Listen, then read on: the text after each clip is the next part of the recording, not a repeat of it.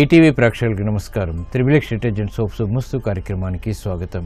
ఈనాడు శుభమస్తు కార్యక్రమంలోని గ్రహఫల మంచంలో గ్రహాల యొక్క స్థితిగతులు, వాటి యొక్క శుభాశుభ ఫలితాల గురించి పరిశీలిద్దాం. అలాగే ఈరోజు 12 రాశుల వారికి ఏ సంఖ్యలు కలిసి వస్తాయి, రంగుల యొక్క ప్రాధాన్యత, ఈరోజు ఇందువారం లేదా సోమవారం, చంద్రుడి యొక్క పరిపాలన పూర్తిగా ఉంటుంది. చంద్రుడు మనఃకారకుడు. చంద్రప్రీతి ఈశ్వర అనుగ్రహం ద్వారా లభిస్తుంది. మరి 12 రాశుల వారు ఈశ్వరుణ్ణి ఎటువంటి ప్రక్రియలతో పూజించాలో పరిశీలిద్దాం. వ్యాపార అభివృద్ధి సాధించాలంటే ఎటువంటి సులభ ప్రక్రియలు ఉపకరిస్తాయో అదృష్టం ఐశ్వర్యం అనేటువంటి శీర్షికలో తెలుసుకుందాం. శుభకార్యాల్లో నవధాన్యాల్ని వినియోగించడంలోని పరమార్థం ఏమిటో ఆచారం సంప్రదాయం అనేటువంటి శీర్షికను పరిశీలిద్దాం. ముఖ్యంగా 12 రాశుల వారు ఈరోజు చేపట్టవలసినటువంటి కార్యక్రమాలు ఏమిటో కూడా తెలుసుకుందాం. ముందుగా నేటి పంచాంగ వివరాలు. శ్రీ దుర్ముఖినామ సంవత్సరం పాల్గొన మాసం ఉత్తరాయణం శిశిర ఋతువు. ఈరోజు పాల్గొన బహుళ చతుర్దశి సామాన్య కార్యక్రమాలకి పనికి వస్తుంది. వారం ఇందువారం లేదా సోమవారం. ఈరోజు చేసేటువంటి మంచి కార్యక్రమాలు ఈశ్వర పూజ, ఏకాదశ పూర్వక రుద్రాభిషేకం, చంద్ర జపం, అన్నదానం, వస్త్రదానం, గోసేవ ఇత్యాది పుణ్య కార్యక్రమాలన్నీ కూడా చంద్రప్రీతికి దోహదపడతాయి, ప్రశాంతతను పెంచుతాయి. ఈరోజు నక్షత్రం పూర్వాభాద్ర నక్షత్రం. ఈరోజు ఈ నక్షత్రంలో పుట్టేటువంటి వారికి బృహస్పతి యొక్క మహాదశుడు ప్రారంభమవుతుంది.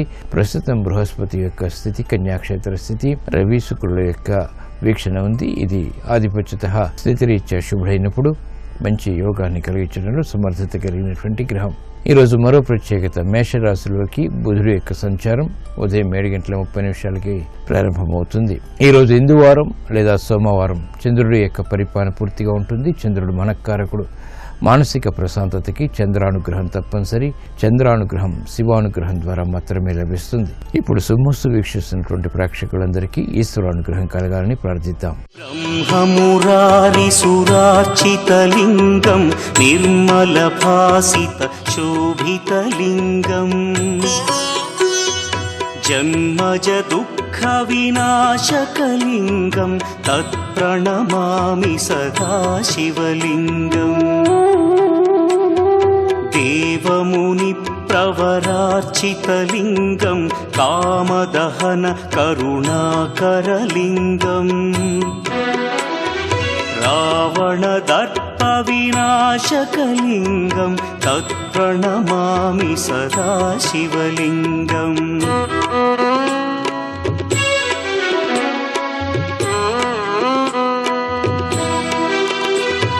సర్వసుగంధసులేపితలింగం బుద్ధివివర్ధన కారణలింగం సిద్ధసురాసురవందితలింగం తత్ప్రణమామి సదా శివలింగం. ఇప్పుడు 12 రాశుల వారికి గ్రహాల యొక్క స్థితిగతుల రీత్యా ఏర్పడేటువంటి శుభాశుభ ఫలితాన్ని పరిశీలిద్దాం. ముందుగా మేషరాశి. ఈరోజు మేషరాశి వారిని పరిశీలించినట్లయితే ఆరోగ్య విషయంలో ప్రతికూలత తగ్గుతుంది. వ్యాపార అభివృద్ధికి చేపట్టేటువంటి కార్యక్రమాలు కూడా కలిసి వస్తాయి. ఆనందకర వాతావరణం గృహరీత్యా నెలకొంటుంది. ఆర్థిక సంబంధిత చిరాకులు ఉన్నప్పటికీ నెట్టుకురాగలుగుతారు. ప్రతిబంధకాలను ఒక్కొక్కటిగా ఎదుర్కోగలుగుతారు. ఆరోగ్య రక్షణ ఏర్పడుతుంది. కార్యక్రమ నిర్వహణలో ఏకాగ్రత పెరుగుతుంది. ఆర్థిక సంబంధిత లావాదేవీలు పారిశ్రామిక రంగం వారికి ఊరట కలిగిస్తాయి. వ్యాపార అభివృద్ధి వ్యాపార రంగం వారికి బలాన్ని పెంచుతుంది. విద్యార్థులకి సులభ రీతిలో విజయాలు సాధించేటువంటి మార్గాలు ప్రశాంతతను పెంచుతాయి. మహిళలకు ప్రోత్సాహం లభిస్తుంది. ఆరోగ్య విషయంలో ఏర్పడినటువంటి ప్రతికూలత తగ్గుతుంది. స్థిరాస్తి రంగం వారికి మెరుగైనటువంటి అవకాశాలు లభిస్తాయి. నూతన కార్యక్రమాలు క్రీడారంగం వారికి లభిస్తాయి. విజయాలు ఏర్పడతాయి. వేగవంతమైనటువంటి నిర్ణయాల ద్వారా అభివృద్ధి కార్యక్రమాలు స్థిరాస్తి రంగం వారు చేపట్టగలుగుతారు. న్యాయవాద వృత్తి వారికి అనుకూల పరిస్థితులు కోర్టు పరంగా కొనసాగుతాయి. కార్యక్రమ నిర్వహణలో నైపుణ్యం మహిళలు ప్రదర్శించగలుగుతారు.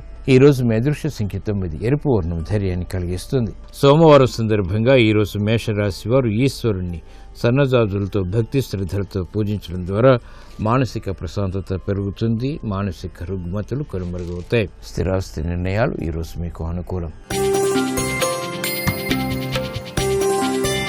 ఈరోజు వృషభ రాశి వారిని పరిశీలించినట్లయితే కార్యక్రమాన్ని వేగవంతంగా పూర్తి చేయగలుగుతారు. విదేశీ సంబంధిత లావాదేవీలు కలిసి వస్తాయి. స్థిరాస్తి విషయాల్లో వ్యయం పెరుగుతుంది. ఊహించని సంఘటనలు గృహరీత్యా చోటు చేసుకున్నప్పటికీ అంతిమ ప్రశాంతతని పొందగలుగుతారు. కార్యక్రమ నిర్వహణలో నైపుణ్యం తప్పనిసరి, ఆర్థిక విషయాలు మాత్రం యోగిస్తాయి. అభివృద్ధి కార్యక్రమాల్లో పారిశ్రామిక రంగం వారికి దూకుడు నిర్ణయాల ద్వారా విజయాలు సిద్ధిస్తాయి. కార్యక్రమాల్ని వ్యవసాయ రంగం వారు సంపూర్ణంగా పూర్తి చేయగలుగుతారు. భూ సంబంధిత వ్యవహారాల్లో స్థిరాస్తి రంగం వారికి అనుకూలత పెరుగుతుంది. కార్యక్రమ నిర్వహణలో క్రీడారంగం వారికి విజయాలు ఏర్పడతాయి. న్యాయవాద వృత్తి వారికి ప్రతికూల పరిస్థితులను ఎదుర్కొనేటువంటి శక్తి సామర్థ్యాలు లభిస్తాయి. అభివృద్ధి కార్యక్రమాలు అన్ని రంగాల వారికి దగ్గరవుతాయి, ప్రశాంతతను పెంచుతాయి. ఈ రోజు మీ అదృష్ట సంఖ్య 5. ఆకుపచ్చ వర్ణం రక్షణకి దోహదపడుతుంది. సోమవారం సందర్భంగా ఈ రోజు వృషభ రాశి వారు ఈశ్వరుని ఎర్రగన్నేరు పూలతో భక్తి శ్రద్ధలతో పూజించడం ద్వారా విశేష ప్రజ్ఞతో కూడినటువంటి కార్యక్రమ నిర్వహణ, తద్వారా ఆర్థిక విజయాలు చేకూరుతాయి. విదేశీ లావాదేవీలు, సంభాషణలు, ప్రక్రియలు ఈ రోజు మీకు అనుకూలం. ఈ రోజు మిథున రాశి వారిని పరిశీలించినట్లయితే ఆధ్యాత్మిక కార్యక్రమాల ద్వారా సంతృప్తికర సంఘటనలు చోటు చేసుకుంటే కార్యక్రమ నిర్వహణలో ఏకాగ్రత పెంపొందింప చేసుకోగలుగుతారు. చిరు సమస్యలు ఆర్థికంగా ఉన్నప్పటికీ నెట్టుకురాగలుగుతారు. కార్యక్రమ నిర్వహణలో ఏర్పడినటువంటి ప్రతికూల పరిస్థితుల్ని అనుకూలంగా మరల్చుకోగలుగుతారు. అభివృద్ధి కార్యక్రమాలు వృత్తిపరంగా కూడా కలిసి వస్తాయి. నూతన కార్యక్రమాలు గృహరీత్యా చేపట్టగలుగుతారు. మహిళలకు ప్రాధాన్యత పెరుగుతుంది. సంబంధ బాంధవ్యాల విషయంలో ఏర్పడినటువంటి విభేదాలు కూడా తగ్గుతాయి. పారిశ్రామిక రంగం వారికి మెరుగైనటువంటి అవకాశాలు ఆర్థికంగా లభిస్తాయి. ఉద్యోగస్తులకి శుభ సంఘటనలు చోటు చేసుకుంటాయి.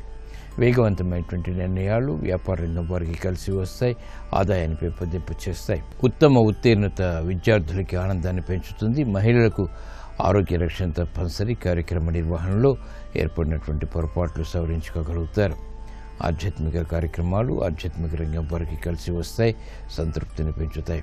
ఈ రోజు మీ అదృష్ట సంఖ్య 3. పసుపు వర్ణం త్వరితగతిన శుభాన్ని కలిగిస్తుంది. సోమవారం సందర్భంగా ఈ రోజు మిథున రాశి వారు ఈశ్వరుని చామంతులతో భక్తి శ్రద్ధలతో పూజించడం ద్వారా శుభవార్తలు వింటారు. ఆనందకర సంఘటనలు చోటు చేసుకుంటాయి. కోర్టు సంబంధిత వ్యవహారాలు, ప్రక్రియలు, సంభాషణలు ఈ రోజు మీకు అనుకూలం.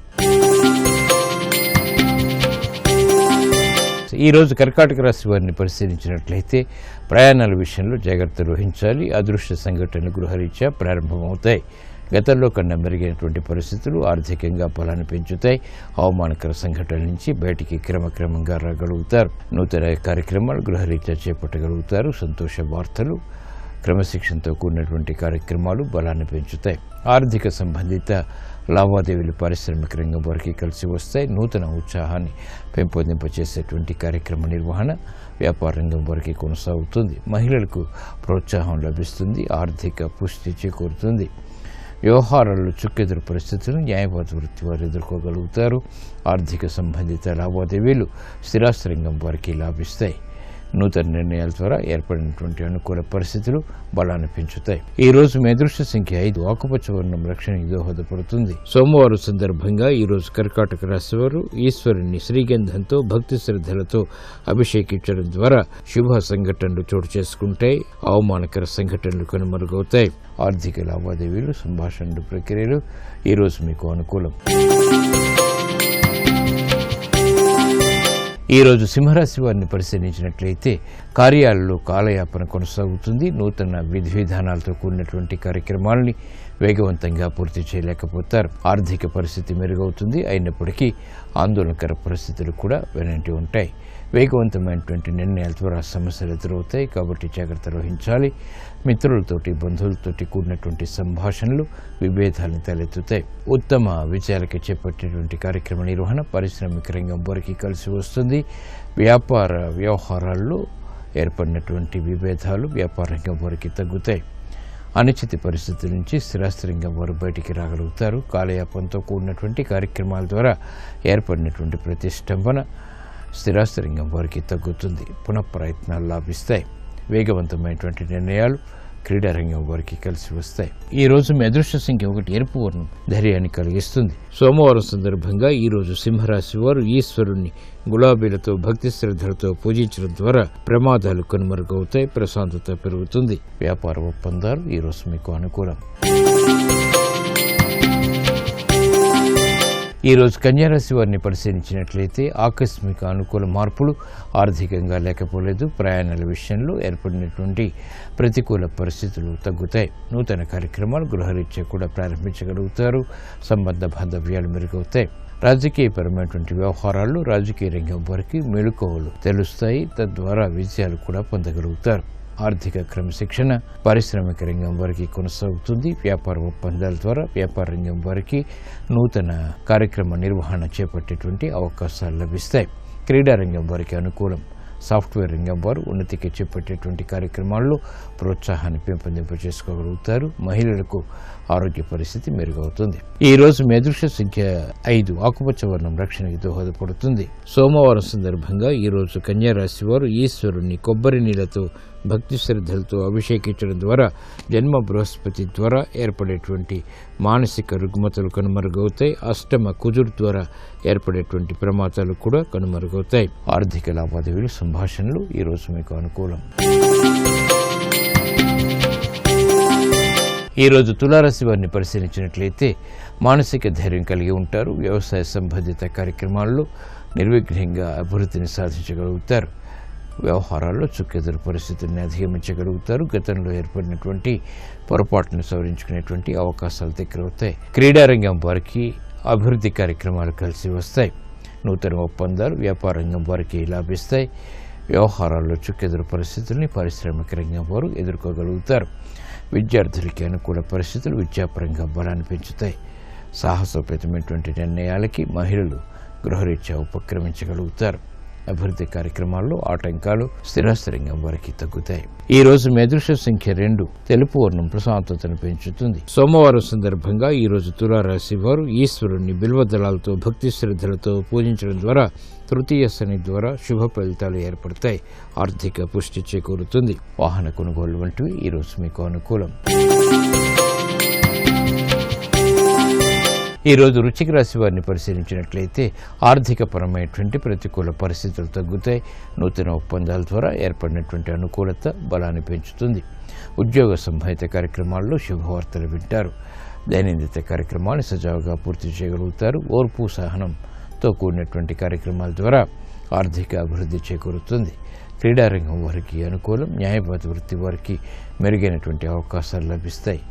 ఆర్థిక అభివృద్ధి పారిశ్రామిక రంగం వారికి కొనసాగుతుంది. వ్యాపార అభివృద్ధి వ్యాపార రంగం వారికి బలాన్ని పెంచుతుంది. క్రమశిక్షణతో కూడినటువంటి కార్యక్రమాలు క్రీడారంగం వారికి లాభిస్తాయి. ఈ రోజు మీ అదృష్ట సంఖ్య 9, ఎరుపు వర్ణం ధైర్యాన్ని కలిగిస్తుంది. సోమవారం సందర్భంగా ఈ రోజు వృశ్చిక రాశి వారు ఈశ్వరుణ్ణి బిల్వదళాలతో భక్తి శ్రద్ధలతో పూజించడం ద్వారా అవమానకర సంఘటనలు దూరమవుతాయి. ప్రశాంతత పెరుగుతుంది. భూ వ్యవహారాలు పెట్టుబడులు ఈ రోజు మీకు అనుకూలం.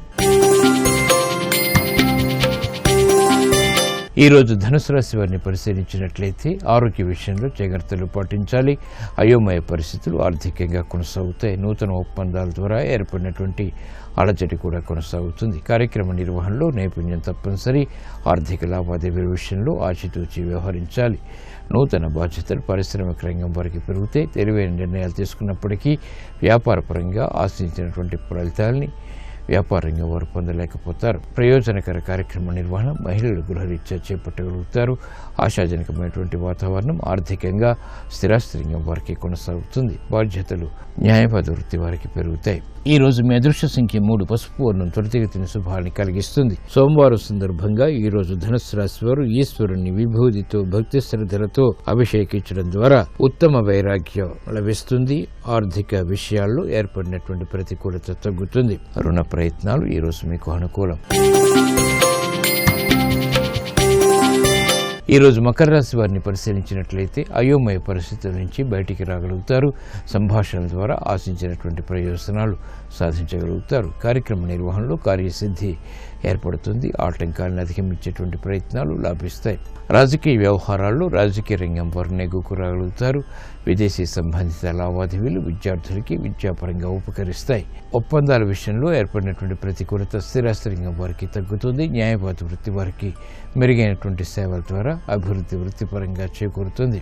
ఈ రోజు మీ అదృష్ట సంఖ్య 8, నీలపు వర్ణం మేలును కలిగిస్తుంది. సోమవారం సందర్భంగా ఈ రోజు మకర రాశి వారు ఈశ్వరుణ్ణి తేనెతో భక్తి శ్రద్ధలతో అభిషేకించడం ద్వారా వృత్తిలో విజయాలు సాధించగలుగుతారు. ఆర్థిక లావాదేవీలు సంభాషణలు ఈ రోజు మీకు అనుకూలం. ఈ రోజు కుంభరాశి వారిని పరిశీలించినట్లయితే కార్యక్రమాన్ని క్రమశిక్షణతో పూర్తి చేయగలుగుతారు. అలజడి పరిస్థితుల నుంచి అనుకూలత పొందగలుగుతారు. కార్యక్రమ నిర్వహణలో ఏకాగ్రత పెరుగుతుంది. సాధనతో కూడినటువంటి కార్యక్రమాలు, తద్వారా విజయాలు చేతికొందుతాయి. ఆనందకర వాతావరణం అన్ని రంగాల వారికి దగ్గర అవుతుంది. పారిశ్రామిక రంగం వారికి మెరుగైనటువంటి అవకాశాలు ఆర్థికంగా పొందుతారు. కార్యక్రమ నిర్వహణలో నైపుణ్యం పెరుగుతుంది. వ్యవసాయ రంగం వారికి ఆశలు చిగురింపచేసేటువంటి వాతావరణం ఆర్థికంగా కొనసాగుతుంది. వ్యవహారాల్లో చుక్కెదురు పరిస్థితిని పారిశ్రామిక రంగం వారు ఎదుర్కోగలుగుతారు. ఈ రోజు మీ అదృష్ట సంఖ్య 3. పసుపు వర్ణం త్వరితగతిన శుభాన్ని కలిగిస్తుంది. సోమవారం సందర్భంగా ఈ రోజు కుంభరాశి వారు ఈశ్వరుణ్ణి భక్తి శ్రద్ధలతో ఆవు పాలతో అభిషేకించడం ద్వారా శుభవార్తలు వింటారు. ఆగిపోయినటువంటి కార్యక్రమాలు పునఃప్రారంభించబడతాయి. భూ వ్యవహారాలు, లావాదేవీలు ఈ రోజు మీకు అనుకూలం. ఈ రోజు మీనరాశి వారిని పరిశీలించినట్లయితే ఆర్థిక పరిస్థితి మెరుగవుతుంది. సంభాషణల ద్వారా ఏర్పడినటువంటి ప్రతికూల పరిస్థితుల్ని అనుకూలంగా మరల్చగలుగుతారు. స్థిరాస్తి విషయాలు అనుకూలిస్తాయి. ప్రాధాన్యతతో కూడినటువంటి కార్యక్రమాలు ఉద్యోగపరంగా లాభిస్తాయి. ఉన్నతికే చేపట్టేటువంటి కార్యక్రమాల్లో ప్రోత్సాహం లభిస్తుంది. విద్యా సంహిత కార్యక్రమాల్లో విజయాల తథ్యం. చేపట్టినటువంటి కార్యక్రమాలు మహిళలకు ప్రోత్సాహాన్ని పెంచుతాయి. అభివృద్ధి కార్యక్రమాలు క్రీడారంగం వారికి అనుకూలిస్తాయి. ఈ రోజు మీ అదృష్ట సంఖ్య 1. ఎరుపు వర్ణం ధైర్యాన్ని కలిగిస్తుంది. సోమవారం సందర్భంగా ఈ రోజు మీనరాశి వారు ఈశ్వరుణ్ణి చామంతులతో భక్తి శ్రద్ధలతో పూజించడం ద్వారా సంబంధ బాంధవ్యాలు మెరుగవుతాయి. ఆర్థిక పరిస్థితి మెరుగవుతుంది. ఆధ్యాత్మిక కార్యక్రమాలు, కార్యాలు ఈ రోజు మీకు సంతృప్తిని కలిగిస్తాయి.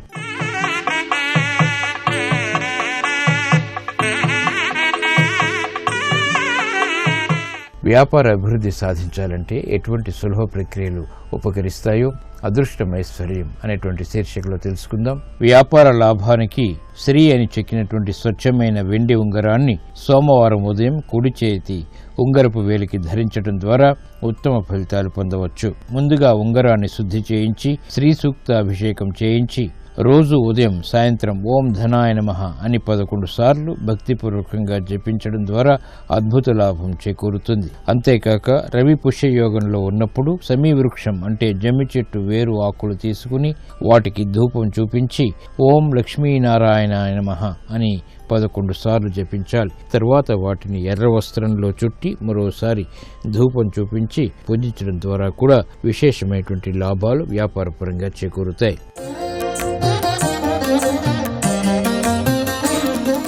నవధాన్యాల్ని శుభకార్యాల్లో వినియోగించడంలోని పరమార్థం ఏమిటో ఆచారం సంప్రదాయం అనేటువంటి శీర్షికలో తెలుసుకుందాం. మన పూర్వులు ఏ సంప్రదాయాన్ని అమలు చేసినా అందులో ఆధ్యాత్మిక రహస్యాలే కాకుండా వైద్య ప్రయోజనాలు కూడా దాగి ఉంటాయి. శుభకార్యాల్లో మట్టి మూకులను అంటే పాలికలు అంటారు తెచ్చి వాటిలో పాటి మట్టిని పోస్తారు. ఆవు పాలతో ఆ మట్టిని తడిపి నవధాన్యాల్ని చల్లుతారు. నవధాన్యాలు సస్యలక్ష్మికి ప్రతీకలు కాగా పాలికలు నాగటి చాళ్లకు సంకేతం. నవధాన్యాలు నవగ్రహ పూజ జరుగుతోంది అనటానికి సూచన. అందుకే నవధాన్యాలను ప్రతి శుభకార్యంలోనూ వినియోగించి తీరాలి. చివరిగా ఆ మొలకొత్తినటువంటి ధాన్యాల్ని ఆహారంగా శుభకార్యం చేసినటువంటి వారు స్వీకరించడం ద్వారా సకల శుభాలు చేకూరుతాయి.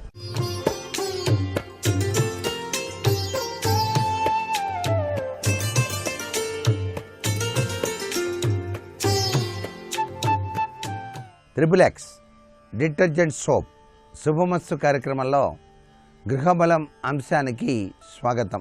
దిశల యొక్క ప్రభావరీత్యా తూర్పు పడమరల మంచి చెడులు వాస్తుశాస్త్రరీత్యా ఏ విధంగా ఉంటాయో ఒక్కసారి పరిశీలిద్దాం. తూర్పు దిశ యొక్క వాస్తు ఫలాన్ని గనక మనం పరిశీలన చేసినట్లయితే తూర్పు దిక్కున ఎక్కువ ఖాళీ స్థలం ఉంటే చాలా మంచిదండి. తూర్పు వైపు ఎక్కువ ఖాళీ స్థలం ఉండాలి. అలా గనక ఉన్నట్లయితే వంశవృద్ధి ధనవృద్ధితో పాటు సంతానం చక్కటి ప్రయోజకులు అవుతారు. గృహ నిర్మాణం చేపట్టిన స్థలాలతో పాటు గదుల్లోనూ వరండాలోనూ కూడా తూర్పు వైపు పల్లంగా ఉంటే ఆ ఇంట్లో నివసించేటువంటి వారు ఆరోగ్యంగా ఉంటారు. సమస్త సంపదలు కూడాను కలిగి ఉంటారు. తూర్పు దిక్కు వైపు ముఖద్వారం ఉన్న ఇంటికి ఉత్తరం వైపున ఖాళీ స్థలం ఉంటే ఉత్తర దిశ చివరగా ఉన్న ఈశాన్యం లాభదాయకం అవుతుంది. తూర్పు వైపున గృహ నిర్మాణ స్థలం సరిహద్దు నుండి కనీసం 3 అంగుళాల ఖాళీని వదిలి 4 అంగుళాల వెడల్పు 4 అడుగుల ఎత్తు గల గోడ కట్టడం శుభదాయకం. మొత్తం స్థలంలో గృహ నిర్మాణం గనక జరిగినట్లయితే తూర్పున ముఖద్వారం ఉండి ఉత్తర ఖాళీ స్థలం లేకపోయినా లోపల నిర్మాణం అంతా కూడాను వాస్తుకు అనుకూలంగా ఉన్నట్లయితే లాభదాయకవంతమైన ప్రభావమే సిద్ధిస్తుంది సుమా. ఇంటికి తూర్పు వైపు ప్రహరీ గోడ ఎంత ఎత్తు తక్కువలో ఉంటే అంత శుభ ఫలితాన్ని ప్రసాదిస్తుంది సుమా. ఇంటికి తూర్పు వైపున ఏదైనా ఖాళీ స్థలం ఉంటే దానిని కలుపుకోవటం వలన ఆ ఇంటి వారికి ఆరోగ్యం, లాభం కలగడంతో పాటు ఆయుష్ కూడాను పెరిగి తీరుతుంది. తూర్పు వైపున గృహాలు కట్టకుండా పల్లంగా ఉన్న స్థలంలో అరుగులు కట్టించుకుంటే శాంతి సౌభాగ్యాలు ప్రాప్తిస్తాయి. తూర్పు దిక్కున వరండా వంచి కట్టినట్లయితే పురుషులకు ఆరోగ్యం, యశస్సు ప్రాప్తిస్తాయి. గృహ నిర్మాణానికి ఆర్సీసీ బ్లాకులను ఉపయోగించదలిచిన వారు తూర్పు, ఉత్తర దిక్కుల్లో కనీసం 2 అడుగుల బాల్కనీని నిర్మించాలి. అప్పుడు ఇంటికి తూర్పు, ఉత్తర దిక్కుల్లో ఖాళీ వదిలినట్లు అవుతుంది. ఇంట్లోని వాడకం నీరు తూర్పు వైపుగా ప్రవహిస్తూ బయటకు పోయేటట్లుగా ఏర్పాటు చేసుకుంటే ఆ గృహంలోని ఉన్నవారంతా కూడాను ఆరోగ్యప్రదంగా జీవితాన్ని గడుపుతారు సుమా. తూర్పు దిక్కున గల ప్రహరీ కూడా పడమర దిశలోని ప్రహరీ గోడ కంటే తక్కువ ఎత్తు ఉంటే చక్కటి యోగవంతమైనటువంటి సుఖం, వంశాంకురం ఉద్ధరించబడుతుంది. తూర్పు దిశలోని నేల పడమర దిక్కులోని నేల కంటే పల్లంగా ఉంటే ఇంట్లోని వారికి ఆయుష్ అభివృద్ధి చెందుతుంది, యశస్సు, కీర్తి పెరిగి తీరుతాయి. తూర్పు దిశలో రోడ్డు ఉన్నటువంటి ఇంటి స్థలమైతే తూర్పు వైపున సింహద్వారం, ఉత్తరం దిశగా బావి ఏర్పాటు చేసుకోవడానికి వీలుగా ఉంటుంది. తూర్పు వైపున బావి లేదా వాటర్ ట్యాంక్ ఇలాంటివి గనక ఉంటే లాభదాయకవంతమైన ప్రభావాన్ని కలిగింపచేస్తాయి సుమా అంటోంది. ఇక్కడ తూర్పు దిశను బట్టి గ్రహించవలసినటువంటి ముఖ్య అదృష్టకరమైనటువంటి విశేషాంశాలు. ఇక పడమర దిశ వాస్తు ఫలాన్ని గనక పరిశీలన చేసినట్లయితే పశ్చిమాభిముఖంగా నిర్మించిన గృహం శుభాశుభ ఫలితాల్ని చక్కగా చూపిస్తుంది.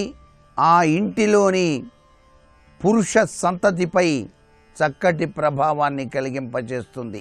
పడమర దిశగా ఉన్న ఇంటికి ఉత్తరాన గల ఖాళీ స్థలాన్ని కొనడం జరిగితే ఉత్తరం వైపున ప్రహరీ గోడలో కాస్త ఎత్తుగా గేటును నిర్మించాలి. కొత్తగా కొనుక్కున్న స్థలంలో పశ్చిమ వాయువ్య దిశలో మరొక గేటును ఏర్పాటు చేయాలి. కానీ ప్రస్తుతం ఉన్న ఇంటికి పశ్చిమ వాయువ్య వీధిపోటు ఉంటే ఉత్తర దిక్కున స్థలాన్ని కొనకూడదు. కొన్నట్లయితే పశ్చిమ వాయువ్య వీధిపోటు పశ్చిమ నైరుతి వీధిపోటుగా మారి దుష్పరిణామాలను ప్రసాదిస్తుంది సుమా. పడమర దిశగా ఉన్న గృహానికి తూర్పు వైపున ఉన్నటువంటి స్థలాన్ని గనక కొంటే ప్రస్తుతం ఉన్నటువంటి ఇంటికి తూర్పు వైపున గల ప్రహరీ గోడలో ఎత్తైన చోట గేటు నిర్మించాలి, లేదా తూర్పు వైపున గల ప్రహరీ గోడను పూర్తిగా తొలగించాలి సుమా. పడమర దిశ ప్రవేశ ద్వారం గల ఇంటికి ముఖద్వారం కంటే ప్రహరీ గోడ ఎత్తుగా కానీ ముఖద్వారం కన్నా తక్కువ ఎత్తుగా కానీ ఉండవచ్చు. నివాసం ఉన్న ఇల్లు లేదా స్థలానికి పడమర వైపున గల స్థలాన్ని లేదా ఇంటిని కొనకూడదు. ఒకవేళ కొనటం అనివార్యమైతే ముందుగా ప్రస్తుతం ఉన్న స్థలాన్ని లేదా ఇంటిని రిజిస్ట్రేషన్ ద్వారా ఇతరుల పేర్ల మీద మార్పించాలి. ఆ ఇంటిని ఖాళీ చేయాలి. అలా చేశాక పశ్చిమ దిశలో ఉన్న స్థలాన్ని కొనుక్కొని అక్కడున్న ఇంటిని కూల్చివేసి పశ్చిమ దిక్కు నుండి నిర్మాణాన్ని ప్రారంభించి పూర్తి చేసిన తర్వాత యజమాని పేరు మీదకి రిజిస్ట్రేషన్ చేయించుకొని గృహప్రవేశం చేసుకోవచ్చు. పశ్చిమ భాగంలోని మురుగు కాలువలోని నీటిని, వ్యర్థపు నీటిని తూర్పు వైపుకు ప్రవహించి చేయటం కుదరపోతే ఆ మొత్తం నీరు ఈశాన్యం నుంచి బయటకు పోయే ఏర్పాటు చేసుకోవాలి. తూర్పు లేదా ఉత్తర దిక్కుకు ప్రవహింపచేసేటువంటి వీలు లేనప్పుడు ఈశాన్యం వైపుకు ప్రవహింపచేసి ఉత్తర వైపు గోడ పక్కన ఏర్పాటు చేసిన మురికి కాలువ ద్వారా పశ్చిమ వాయువ్యంలో నుంచి బయటకు పోయే ఏర్పాటు చేసుకోవాలి. ఉత్తరం వైపున ఉన్న ప్రహరీ గోడ పక్కన మురుగు కాలువకు సరిపోయేటంత స్థలాన్ని వదిలి ఒక పక్కన గోడ కట్టించి ఆ స్థలం ద్వారా నీరు బయటికి పోయేటట్టు ఏర్పాటు చేసుకోవాలి. పశ్చిమ దిక్కున వరండా అనివార్యమైతే తూర్పు వైపున కూడా ఉండి తీరాలి. పశ్చిమ దిశలో ముఖద్వారంతో అగ్రభాగాన వరండా గల ఇంటి వరండాకు ఉత్తర దక్షిణ దిశల్లో గ్రిల్లు కానీ గోడ కానీ లేనట్టయితే ఆయా దిక్కుల్లో కనీసం 3 అడుగుల ఎత్తుగల గోడను ఏర్పాటు చేసుకోవాలి. ఈ విధంగా తూర్పు పడమరల యొక్క మంచి చెడులను గ్రహించి వాస్తుశాస్త్రరీత్యా సద్వినియోగపరుచుకుందాం. మరికొన్ని ముఖ్య విషయాలు రేపటి శుభమస్తు కార్యక్రమంలో తెలుసుకుందామా? మరి సర్వే జనా సుఖినో భవంతు.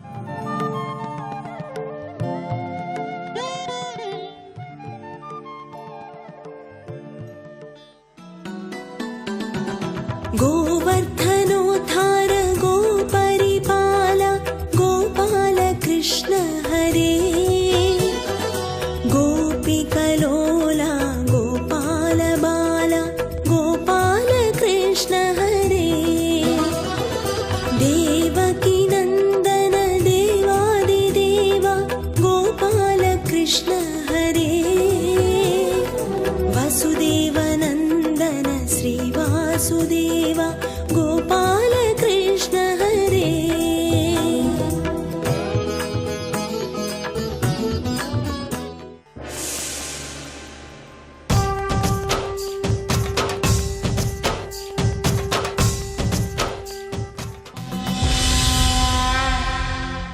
ఏకేన తులసిమాత్రదళైనాపి నరోత్తమ పూజయేద్ భక్తిభావేన తం రక్షామీతి మత్పణః అంటాడు. భక్తితో ఆయన ఉన్నాడు అని నమ్మి ఆయన పాదముల మీద ఒక్క తులసి దళం ఉంచిన వాణ్ణి ఎత్తుకుని మోస్తాడు. ఆయనని ఎత్తుకోవడం కాదు, ఆయనకి ఉంజల్ సేవ చేయడం కాదు, ఆయన ఎత్తుకుని మోసాడు 5గురిలో 3 ఒకడికి నమస్కారం పెట్టాడు, ఒకడిని కౌగిలించుకున్నాడు. వాళ్ళేం చేశారో రాయలేదు, ఆయన ఏం చేశాడు రాశారు. అంటే భగవంతుని యొక్క అనుగ్రహ విశేషం కన్నా గొప్పది లోకంలో ఇంకేముంటుంది? మిగిలినవి ఒకనాడు ఒకలా, ఇంకొక నాడు ఇంకొకలా ఉండొచ్చు, కానీ ఈశ్వరుడి విషయంలో అటువంటి అరమరికలు ఉండవు. ఎప్పుడూ ఆయన అనుగ్రహిస్తూనే ఉంటాడు. కాబట్టి అంత సంతోషాన్ని పొందారు. అందరూ కూర్చునున్నారు అక్కడ. అలా సంతోషంగా కూర్చునున్నటువంటి సమయంలో మయుడు బయలుదేరి వచ్చాడు. దేవతలకు విశ్వకర్మ ఎలా శిల్పి అయి అనేకమైనటువంటి భవనములను సభామంటపములను నిర్మాణము చేస్తాడో అలాగే దానవుల కొరకు మయుడు నిర్మాణం చేస్తూ ఉంటాడు. ఆ మయుడు పరుగు పరుగున వచ్చాడు. కృష్ణుడు కూర్చునున్నాడు, అర్జునుడు ఉన్నాడు అక్కడ. వచ్చి అర్జునుడి దగ్గర నిలబడి ఒక మాట అన్నాడు. ఘనముగ ప్రాణము రక్షించిన ఉపకారికి ప్రియంబు చేయుదుననా నేర్తునే అయినను నీకు ప్రియంబనగా చేయంగ ఇష్టమైనది నాకు. ఇది భారతీయ సంస్కారం, ఇది భారతీయుల యొక్క దృష్టికోణం. అర్జున, నువ్వు చేసినటువంటి ఉపకారమునకు ప్రత్యుపకారము తిరిగి నేను చెయ్యలేను. కృతీచ ప్రతికర్తవ్యం యశధర్మ సనాతన. ఉపకారికనుపకారము విపరీతము కాదు చేయ వివరింపంగా అపకారికనుపకారము నెపమెన్నక చేయువాడే నెర్పరిసుమతి. ఒకడి వలన ఒక ఉపకారము పొందితే తిరిగి వాడికి ప్రత్యుపకారం చెయ్యడము అనేటటువంటిది ఈ జాతి యొక్క ప్రధానమైనటువంటి ధర్మం. అందుకే కిష్కింధకాండలో లక్ష్మణస్వామి అంటాడు, బ్రహ్మగ్నేచ సురాపేచ చోరే భగ్నం వ్రతే తథా నిష్కృతిర్విహితా సిద్ధి కృతఘ్నో నాస్తి నిష్కృతి అంటాడు. కృతఘ్నుడైనటువంటి వాడికి ఉపకారము చేయించుకుని ఆ ఉపకారమును మరిచిపోయి అవతల వాడి అవసరానికి ముఖం తిప్పుకు తిరిగిన వాడు ఉంటాడే, వాడికి ప్రాయశ్చిత్తం కూడా లేడు. వాడిని భగవానుడు ఒక్కనాటికి క్షమించడు. కృతఘ్నో నాస్తి నిష్కృతి. అటువంటి కృతజ్ఞత ఎవరి జీవితమునందు దోషముగా ప్రవేశించకూడదు. అందుకే మయుడు అర్జునుడి దగ్గరికి వచ్చి చెప్పుకుంటున్నాడు, అర్జున, నువ్వు చేసిన ఉపకారమునకు తుల్యమైన ఉపకారమును నేను చెయ్యలేను. ఇది భారతీయ ధర్మం. మీరు రామాయణం పరిశీలించండి, భారతం పరిశీలించండి, భాగవతం పరిశీలించండి, ఎక్కడ పరిశీలించండి, ఒకరి దగ్గర ఉపకారమును పొందినవాడు తిరిగి ప్రత్యుపకారము చెయ్యడం అనేటటువంటిది అంత ప్రధానమైనటువంటి ఉండవలసిన లక్షణంగా చూపిస్తారు. ఒకప్పుడు స్వామి హనుమ ఆకాశ మార్గంలో వెళ్ళిపోతుంటే సముద్రంలో ఉన్న మైనాకుడు ఇంద్రుడు వచ్చి తన రెక్కలు కత్తిరించేస్తాడని కూడా చూడకుండా పైకొచ్చాడు. పైకొచ్చి, నాయన, ఉపకారం చేసిన వాడికి ఉపకారం చేసి తీరాలి. కృతీచ ప్రతికర్తవ్యం చేస ధర్మ సనాతన. మీ తండ్రి గారు నాకు ఉపకారం చేశాడు, ఆత్మావై పుత్రనామాసి, ఆ వాయుపుత్రుడివి నువ్వు, కాబట్టి నీకు నేను ప్రత్యుపకారం చెయ్యొద్దు.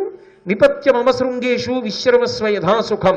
ఒక్కసారి నా యొక్క శిఖరముల మీద వాలి 2 పళ్ళు తిని అంత తేనె తాగి అప్పుడు వెళ్ళు అంటాడు. అంత గొప్పగా ప్రత్యుపకారము చెయ్యడం అనేటటువంటిది ఈ జాతి యొక్క సంస్కార వైభవం. ఉపకారం చేసిన వాడికి కాదు, అపకారము చేసిన వాడు కూడా ఇంటికి వస్తే తిరిగి ఉపకారమును చెయ్యడంలో మాత్రం వెనకంజ వెయ్యరు. అటువంటి జాతి కనుక ఆ మయుడు అర్జునుడి దగ్గరికి వచ్చి ఒక మాట అన్నాడు, నువ్వు చేసినది ఏదైనా చిన్న ఉపకారం అయితే నేను కూడా తిరిగి ఇదిగో ఈ ఉపకారానికి ఈ ప్రత్యుపకారం చేస్తున్నాను అనొచ్చు. నువ్వు చేసిన ఉపకారం మూలమునకు సంబంధించినది. అసలు నా ప్రాణములే పోవలసింది ఒకనాడు. నేను ఉన్నదా తక్షకుడి యొక్క ఇంట్లో ఉన్నాను. అగ్నిహోత్రమా అన్ని ద్వారములలోంచి లోపలికి నాలుకలు చాపి నన్ను పట్టుకుని తినేయడానికి ప్రయత్నిస్తోంది. నేను భయవిహ్వలుడనైపోయి ఉన్నప్పుడు ఉన్నది జాలక కృష్ణ పరమాత్మ వచ్చి ధనస్సుకి బాణములు సంధించి నా మీద విడిచిపెట్టడానికి సిద్ధపడ్డాడు. ఏం చెయ్యాలో తెలియక కేవలము శరణు శరణు అంటూ నీ వెనక్కొచ్చి నక్కారు. అటు అగ్ని నుంచి ఇటు కృష్ణుని నుంచి నన్ను కాపాడి, నిన్ను శరణు అన్నందుకు కాపాడి నేను బ్రతకడానికి అవకాశం ఇచ్చావు, ప్రాణములు నిలబెట్టావు. అటువంటి నీకు నేను తిరిగి ఈ ప్రత్యుపకారము చేస్తాను అని చెప్పగలిగిన సాహసము చెయ్యలేను. నేను ఏ ప్రత్యుపకారం నీకు చేయగలను? ప్రాణాలు పెట్టినవాడికి ప్రాణాలు ఇవ్వగలనా? అర్జునుడికి ప్రాణములు నిలబెట్టగలిగినంత సమర్థుడా మయుడు? కాబట్టి నీకటువంటి ఆపద రాకుండుగాక, నా వలన అటువంటి ఉపకారము చేయవలసిన అగత్యము ఏర్పడకుండుగాక. కానీ ఇంత ఉపకారం నువ్వు చేసినప్పుడు నేను నీకు ఏదో ఒకటి కొద్దిగా ఉపకారం చేసి పెట్టాలి కదా. అందుకని నా వలన నీకు ఏమి కావాలో అడుగు, అది నేను చేస్తాను. కాబట్టి ఘనముగా ప్రాణము రక్షించిన ఉపకారికి ప్రియంబు చేయుదుననా నేనేర్తునే. నీకు ప్రియం చేస్తానని నేను చెప్పనా? నా వల్ల కాదు. అయినను నీకు ప్రియంబు అనగా చేయంగా ఇష్టమైనది నాకు. ఏదో ఒకటి చెయ్యాలని మనసు వెంపర్లాడుతోంది. నేను దానవ శిల్పిని, అద్భుతమైన భవనములు నిర్మిస్తా, నగరములు నిర్మిస్తా, సభలు నిర్మిస్తా. కాబట్టి నీకేదైనా ఒకటి అడుగు, చేసి పెడతా. అర్జునుడి గొప్పతనం ఎక్కడుందంటే తనకేం కావాలో తాను అడగాడు, తనకేం కావాలో కృష్ణుడికి తెలిసనైన నమ్మకం. అందుకని ఆయన వెంటనే కృష్ణుడి వంక చూసి, బావా ఏది మయుణ్ణడిగితే మంచిదో నువ్వు అడుగన్నాడు. కృష్ణుడు బాగా ఆలోచించాడు. కాసేపు సావధాన చిత్తుడై ఆలోచించి, కురుపతికిన్ యుధిష్ఠురునకున్ సకలక్షితిపాల సేవ్య సుస్థిర విభవాభిరామునకు అతి ప్రమదంబుగా రత్నరాజి సుందరమగుదానిని ఒక్క సభ ధాత్రి కపూర్వముగాను నర్చి చిచ్చరగొనిరమ్ము నీదైన శిల్ప కళా కుశలత్వం ఏర్పడన్. ఓ మయుడా, అర్జునుడికి ఉపకారం చేస్తానంటున్నావు. అర్జునుడికి ఉపకారం చెయ్యడం కన్నా ధర్మరాజు గారికి చేసినప్పుడు అర్జునుడు ఎక్కువ సంతోషిస్తాడు. అది వాళ్ళ అన్నదమ్ముల మధ్య ఉన్న హృదయం. కాబట్టి నువ్వు ఒక పని చెయ్యి. కురుపతికిన్, కురుపతి అంటే కురువంశంలో పుట్టినవాడు ధర్మరాజు గారు కూడా. కాబట్టి కురుపతికిన్ యుధిష్ఠురునకున్ ధర్మానుష్ఠానమునందు యుద్ధమునందు గొప్ప ధైర్యశాలి అయినటువంటి ఈ యుధిష్ఠురునకు సకల క్షితి పాల సేవ్య సుస్థిర విభవాభిరామునకు అతి ప్రమదంబుగా ఈ భూమి మీద ఉన్నటువంటి రాజులందరూ కూడా ఆయనని సేవిస్తూ ఉంటారయ్యా ధర్మరాజుని, ఆయన సార్వభౌముడు. ఇప్పుడు మయుడు కట్టబోయేటటువంటి సభామంటపంలోనే రాజసూయాగం పూర్తి చేసి అగ్రపూజ కృష్ణ పరమాత్మకే చేస్తాడు. అక్కడే శిశుపాల వధ జరిగింది. అంటే జరగబోయేటటువంటి దాన్ని దృష్టిలో పెట్టుకుని చెప్తున్నాడు, కృష్ణుడు వచ్చాడు అంటే మంగళమే. భావి భారత కథకి పునాది వేస్తున్నాడు. అందుకని సకల క్షితిపాల సేవ్య సుస్థిర విభవాభిరామునకతి ప్రమదంబుగా రత్నరాజి సుందరమగుదానినొక్క సభ ధాత్రిక పూర్వముగాను నర్చి చెచ్చరగొనిరమ్మో నిదైన శిల్పకళాకుశలత్వమెర్పడన్. ఈ భూమి మీద అటువంటి సభామంటపం ఇంకొకటి ఉండడానికి వీల్లేదు. అది ఒక్క ధర్మరాజుకే ఉండాలి. అందుకే దాని పేరే మయసభ. అటువంటి సభని ఒకదాన్ని నిర్మాణం చేసి తీసుకొచ్చి ధర్మరాజు గారికి బహూకరించు. ఇంకా అంతకన్నా అపూర్వమైన సభ లోకంలో ఎక్కడ ఉండదుగా. అందరూ ఏమనాలి, ధర్మరాజు గారికి ఉన్న సభ లాంటి సభామంటపం లోకంలో ఏ రాజుకి లేదు. అందరూ రాజులు అక్కడే ధర్మరాజు గారి పాదములకు వంగి నమస్కరిస్తారు, సార్వభౌముడై కూర్చుంటాడు. అపూర్వమైన సభ అది, రత్నములతో రంజిల్లుతూ ఉండాలి. అటువంటి సభని ఎప్పుడో కట్టడం కాదు, జెచ్చెర కొలితేమో తొందరగా చేసి పట్టుకొచ్చి ఇక్కడ పెట్టు. ఆ సభని నిర్మాణం చేయి. శిల్పకళా కుశలత్వం ఏర్పడన్. అసలు శిల్పకళకి సంబంధించినటువంటి కౌశలము, ప్రజ్ఞ అంతా అందులో ఉండాలి. కానీ వచ్చిన ఆయన ఉన్నాడే మయుడు, ఆయనకి ఇవ్వడానికి అభ్యంతరం లేనటువంటి సభ నిర్మాణం చేసి తప్పకుండా తీసుకొచ్చి ఇస్తాను, కానీ వీళ్ళకి ఏదో ఒకటి ఇవ్వకపోతే నాకు అంత సంతోషం లేదు అని ఆయన వెంటనే అన్నాడు, నేను ఇంకొక మంచి పని చేస్తాను, చేసి దాని ద్వారా సంతోషాన్ని పొందుతాను. నేను ఏం చేస్తాను అంటే, ఒకానొకప్పుడు అద్భుతమైనటువంటి శంఖము, దేవదత్తము అనబడేటటువంటి శంఖం ఉండేది. ఆ దేవదత్తం అనబడేటటువంటి శంఖము రాజుల చేతుల మీదుగా చిట్ట చివరికి నా దగ్గరికి చేరింది. నా దగ్గరికి చేరినటువంటి ఆ శంఖం ఏదైతే ఉందో అది భౌమాదిత్యుడు అనబడేటటువంటి ఒక రాజర్షి నుండి సంక్రమించింది, నా దగ్గరికి చేరింది. ఆ శంఖాన్ని తీసుకెళ్ళి అర్జునుడికి ఇస్తాను. ఇప్పుడు అగ్నిహోత్రుడు ధనస్సునిచ్చాడు, అక్షయబాణ తూణీరాలిచ్చాడు, దివ్యమైన రథాన్ని ఇచ్చాడు, సింహము తోక కలిగినటువంటి, కోతి గుర్తు కలిగినటువంటి పతాకాన్ని ఇచ్చాడు. ఇప్పుడు మయుడు గొప్ప శంఖాన్ని ఇస్తున్నాడు, దేవదత్తాన్ని. దీన్ని పూరించినట్టయితే పిడుగులు పడినటువంటి ధనులు, భయంకరమైన ధ్వని వస్తుంది, హరివీరుల యొక్క గుండెలు బద్దలైపోతాయి. అంత గొప్ప శబ్దాన్ని చెయ్యగలిగినటువంటిది, విజయములు తెచ్చిపెట్టగలిగినది. శంఖం ఎక్కడ పూరిస్తే అక్కడ జయమని. అందుకే భగవద్గీత ప్రారంభంలోనే కౌరవులు పాండవులు ఏం చేస్తున్నారంటే, పాండవులు శంఖం పూరిస్తున్నారని చెప్తాడు సంజయుడు. కాబట్టి అటువంటి శంఖాన్ని ఇస్తున్నాను. అలాగే నా దగ్గర ఒక గొప్ప గద కూడా ఉంది, ఆ భౌమాదిత్యుడనే రాజర్షి నుంచి వచ్చినది. ఆ గద శత్రు సంహారం చెయ్యడంలో దానికి అదే సాటి, అంత గొప్ప గద. ఆ గదని భీమసేన మహారాజు గారికి బహూకరిస్తున్నాను అని సంతోషంతో సభని నిర్మించి తేవడం కోసమని బయలుదేరి మయుడు వెళ్ళాడు. కృష్ణ పరమాత్మ ఆజ్ఞాపించినటువంటి సభామంటపాన్ని నిర్మాణం చేసి ధర్మరాజు గారికి బహూకరించడం కోసమని బయలుదేరి వెళ్ళాడు. కొంతకాలం అయింది. అయిన తరువాత ధర్మరాజు గారు రాజసూయం చెయ్యాలి అని సంకల్పం చేశాడు. రాజసూయం చెయ్యాలి అంటే ఈ భూమండలం మీద ఉన్నటువంటి రాజులందరినీ జయించగలిగినటువంటి ప్రజ్ఞాపాఠవములు ఉండాలి. అటువంటి కోరిక ధర్మరాజు గారి యందు అంకురించడానికి కూడా ఒక ప్రధానమైన కారణం ఉన్నది. ఒకనాడు నారద మహర్షి వచ్చి, మీ తండ్రి అయినటువంటి పాండురాజు ఊర్ధ్వలోకవాసం చేస్తూ ఇటువంటి యాగము నువ్వు చెయ్యాలి అని కోరుకుంటున్నాడు. అందుకని భుజబలం కలిగినటువంటి వాళ్ళు, శౌర్యము కలిగిన వాళ్ళు, పరాక్రమవంతులైనటువంటి తమ్ముళ్ల చేత సేవింపబడుతున్న వాడివి కనుక నువ్వు రాజసూయం చేసి సార్వభౌముడవైతే చాలా సంతోషంగా ఉంటుంది, కాబట్టి అటువంటి యాగాన్ని చెయ్యవలసింది అని ఆజ్ఞాపించాడు. అయితే తొందరపడి పెద్ద పెద్ద కార్యాలు ప్రారంభం చెయ్యకూడదు. ఒక పెద్ద కార్యం చెయ్యాలి అంటే దానికి తగినటువంటి పెద్దలను సంప్రదించాలి.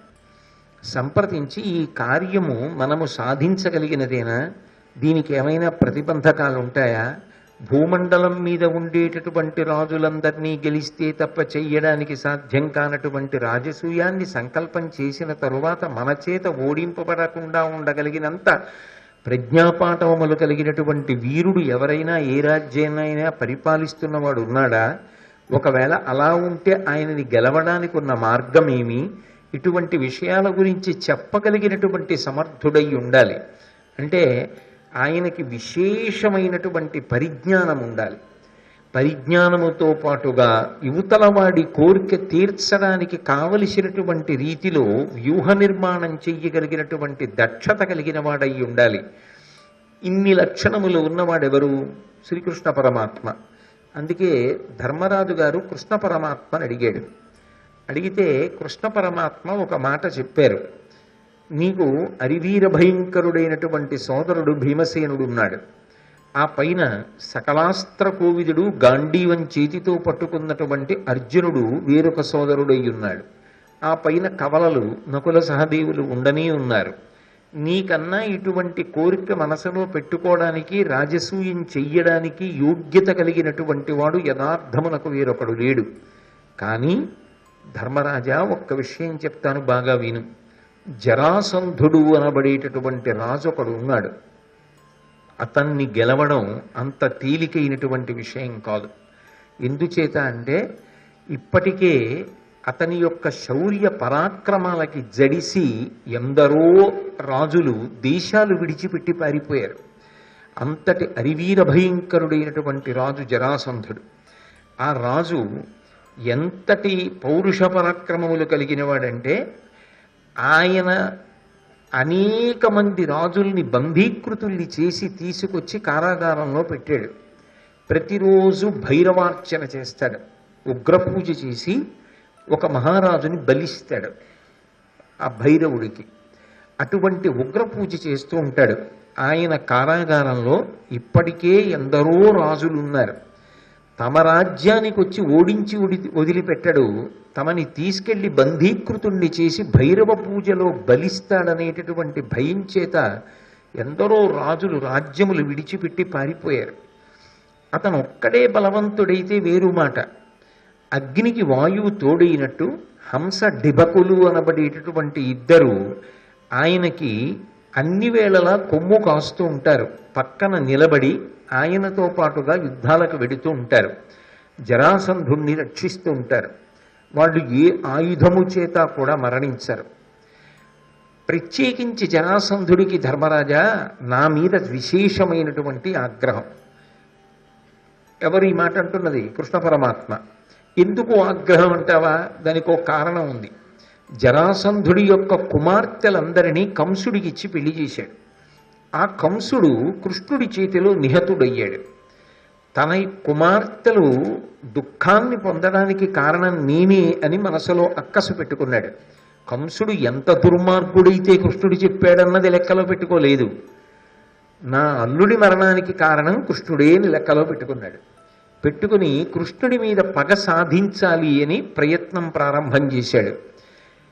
ఇతనికి ఈ హంస డిపకులు ఇద్దరూ తోడుగా ఉండడం ఒకెత్తు, చీది ప్రభు అయినటువంటి శిశుపాలుడు ఇతని దగ్గర విశేషమైనటువంటి సహకారాన్ని అందిస్తూ ఉంటాడు.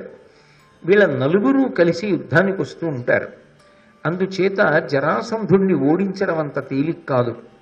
నా మీదకి కూడా అనేక పర్యాయాలు దండెత్తి వచ్చాడు.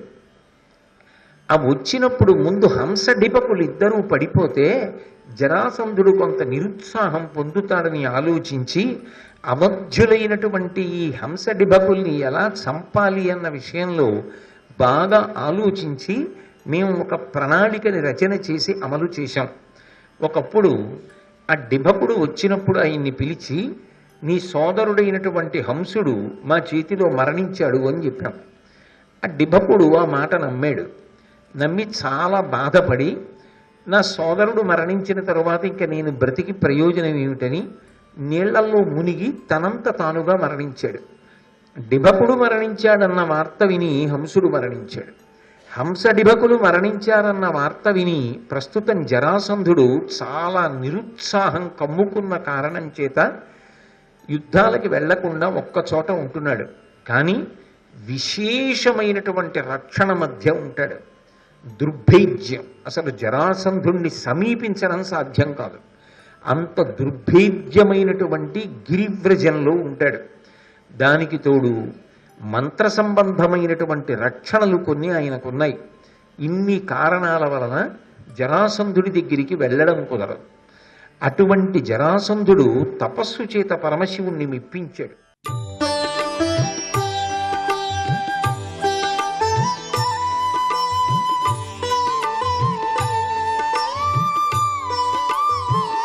సర్వం శ్రీ ఉమామహేశ్వర పరబ్రహ్మార్పణమస్తు.